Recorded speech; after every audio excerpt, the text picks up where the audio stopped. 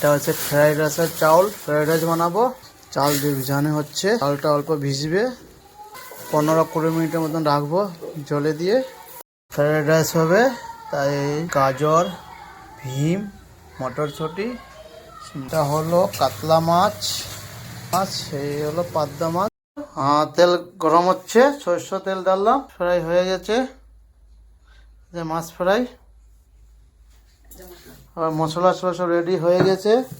এখানে বাদাম আছে, আদা আছে, পেঁয়াজ আছে, লঙ্কা আছে, লঙ্কা বাটা আছে, কাজু বাটা সব মশলা আছে, টক দই।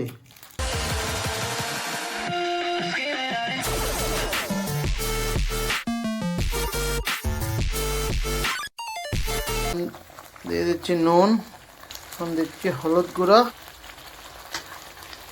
কাশ্মীরি লঙ্কা, দিচ্ছি জিরার গুঁড়া, টেস্ট মতন অল্প চিনি।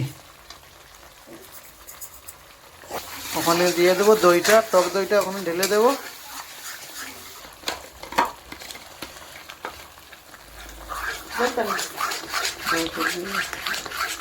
টক দইটা দিয়ে দিলাম। ওখানে দিয়েছি মাছটা দিয়ে দিচ্ছি। আর 3টা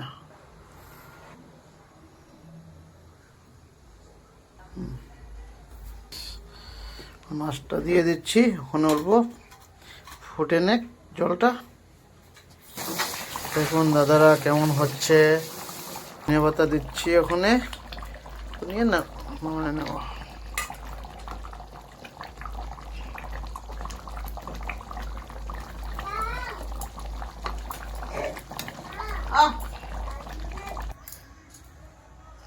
দেখুন বন্ধুরা, কমপ্লিট হয়ে গেছে।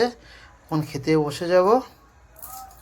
দই কাতলা রেসিপি দেখুন তো, এখন খাওয়াটা হচ্ছে। এখন টেস্টি করে অল্প দিন কেমন হয়েছে দই কাতলাটা বলছি।